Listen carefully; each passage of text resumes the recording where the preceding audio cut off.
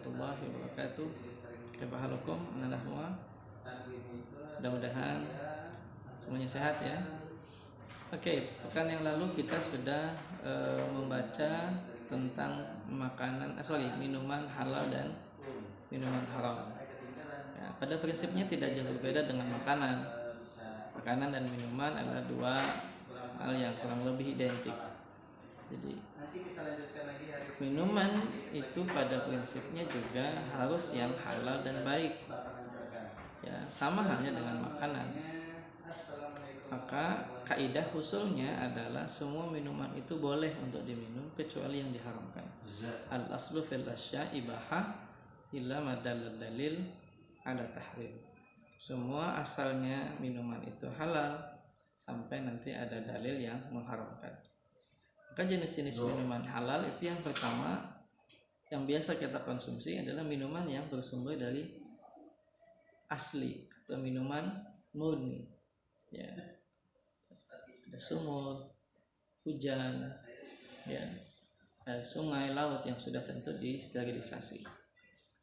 Yang kedua ada yang disebut dengan air olahan.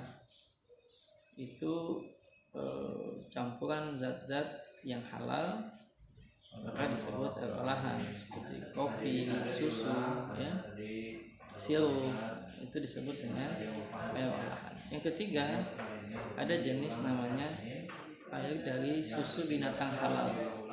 Jadi air dari susu binatang halal ini juga menjadi konsumsi kita pada umumnya. Ya, ada susu dari binatang sapi, ada susu dari binatang kambing, unta. Kemudian yang keempat ada air dari sari tumbuhan, ya, atau sari buah.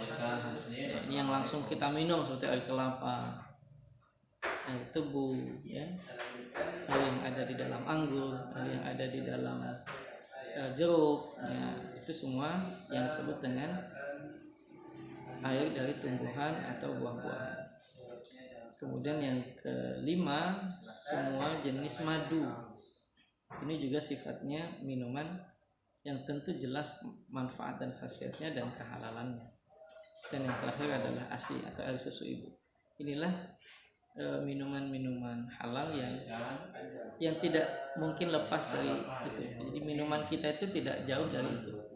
Selain itu, ya, ada yang disebut dengan minuman haram. Minuman haram itu cirinya dua yang paling utama. Yang pertama adalah dia memabukkan, dan yang kedua bercampur dengan najis.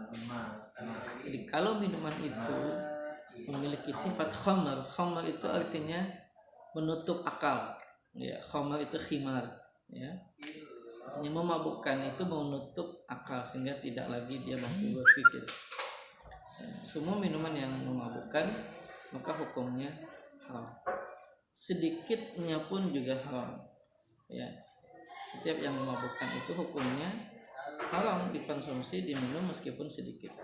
Pak, kalau sedikit kan nggak mabuk, betul, tetapi minuman itu sudah jelas dia memiliki sifat khamr.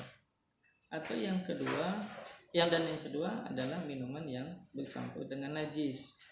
Maka semua minuman yang sudah tercampur dengan najis hukumnya haram untuk diminum. Ya. Itu yang disebut dengan haram aini. Ya, haram aini. Ada yang kita kenal kemarin juga dengan istilah haram sababi, sama juga berlaku pada minuman. Jadi minuman yang zatnya halal apapun itu, apakah itu susu sapi, air sirup, teh, kopi dan yang lain, tapi kalau didapatnya dengan cara yang haram, menggunakan uang yang tidak halal, maka hukum minuman itu juga berubah statusnya menjadi minuman haram. Ya. Itu penjelasan singkat tentang minuman halal dan minuman haram. Apa hikmahnya? Hikmahnya tidak berbeda dengan makanan halal. Ya, minuman-minuman yang halal, ya, tentu yang pasti kita mendapatkan kebaikan dari Allah karena kita taat akan perintahnya yang hanya mau mengkonsumsi makanan dan minuman yang halal. Yang kedua, kita mendapatkan kesegaran. Karena minuman halal itu, semua jenis minuman halal itu meninggalkan dan punya nilai manfaat bagi kesehatan.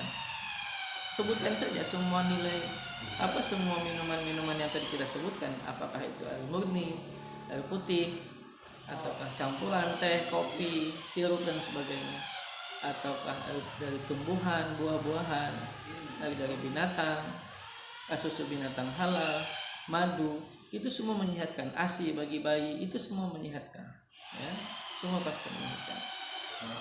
Sebaliknya minuman-minuman haram itu tidak ada yang menyehatkan, dia merusak, ya. Kalaupun dia ada nilai kebaikan sedikit sekali, ya. Pak, minum khamr itu menghangatkan, ya, hangat tapi bikin rusak, ya, organ yang ada di dalam tubuh kita. Tidak ada nilai manfaat yang banyak yang bisa kita dapatkan dari minuman-minuman yang diharamkan oleh Allah Subhanahu wa taala. Maka itu anak-anak sekalian, perhatikan makanan dan minuman kita. Pastikan bahwa makanan dan minuman kita adalah makanan dan minuman yang halal. Demikian kita cukupkan dengan hamdalah rabbil alamin. Assalamualaikum warahmatullahi wabarakatuh.